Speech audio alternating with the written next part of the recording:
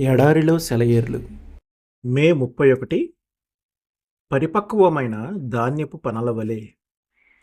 యోబు 5:26.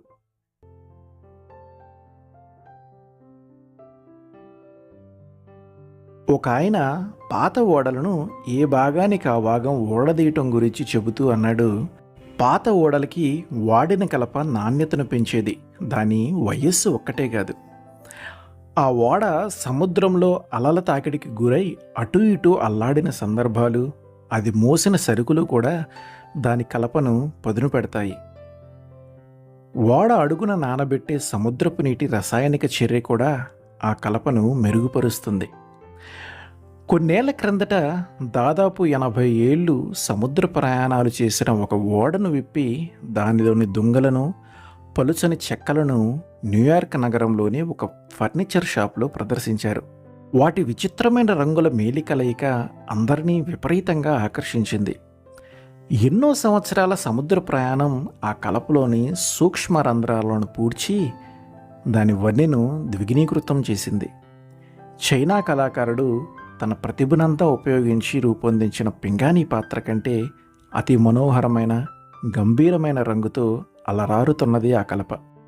ఆ కలపని ఒక అల్మేరాగా తయారు చేశారు. ఈనాడు దాన్ని న్యూయార్క్లోని ఓ ప్రఖ్యాతి చెందిన భవనంలోని డ్రాయింగ్ రూమ్లో ఉంచారు. అలాగే తమ ఇష్టానుసారంగా స్వార్థంతో ఇతరులెవరికీ ఉపయోగం లేని బ్రతుకు గడిపిన వృద్ధులకి, జీవన సరాగాలను దాటుతూ దేవుని సేవలోనూ మనుషులకి సహాయపడటంలోనూ ఎన్నో బరువుల్ని మోపిన వృద్ధులకి వాళ్ళ గుణలక్షణాల్లో చాలా తేడా ఉంటుంది. సూర్యుడు పశ్చిమ దిశలలో కృంగగానే అంధకారం అలముకోదు. సూర్యబింబం కనిపించకుండా పోయిన తర్వాత దాదాపు గంట వరకు ఆకాశంలో రంగులు ప్రజ్వరిల్లుతూనే ఉంటాయి. అలానే ఒక మనిషి చనిపోతే ఆయన కనుమరుగైన తర్వాత చాలా కాలం వరకు ఆయనకి చెందిన కాంతులు ప్రపంచంలో వెలుగుతూనే ఉంటాయి. అలాంటి మనిషి చనిపోతే ఆయన జ్ఞాపకాలు ఈ లోకాన్ని వదిలి బయటికి వెళ్ళిపోవు.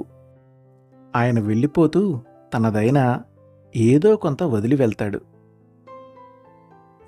చనిపోయినా కూడా మాట్లాడుతూ ఉంటాడు.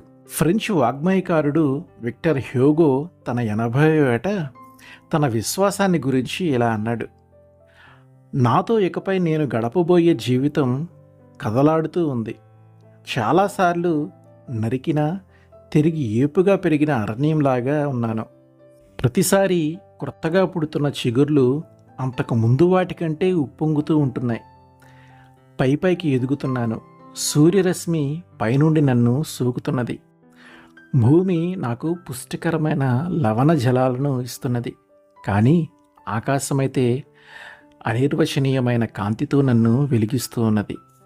ఆత్మ అంటే కేవలం శరీరంలోని శక్తులకు సంబంధించినదే అంటారు మీరు. అలా అయితే నా శారీరక శక్తులు ఉడికిపోతున్న కొద్దీ నా ఆత్మ మరిన్ని కొత్త కాంతుల్ని సంతరించుకుంటున్నదేమిటి? నా తలపైన శీతాకాలం వచ్చి పడింది.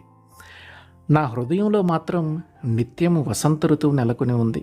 నేను యువకుడిగా ఉన్నప్పటిలాగా ఇప్పుడు కూడా గులాబీలు, గరికపూలు మొదలైన పుష్పాల సౌరభాన్ని వాసన చూసి ఆనందించగలుగుతున్నాను. అంతం సమీపిస్తున్న కొద్దీ నా చుట్టూ పరలోకపు ఆనందగానాల ధ్వని నన్ను ఆహ్వానిస్తూ మరింత స్పష్టంగా వినబడుతున్నది. ఇది అద్భుతం, అదే సమయంలో అతి సాధారణం. ఆమెన్.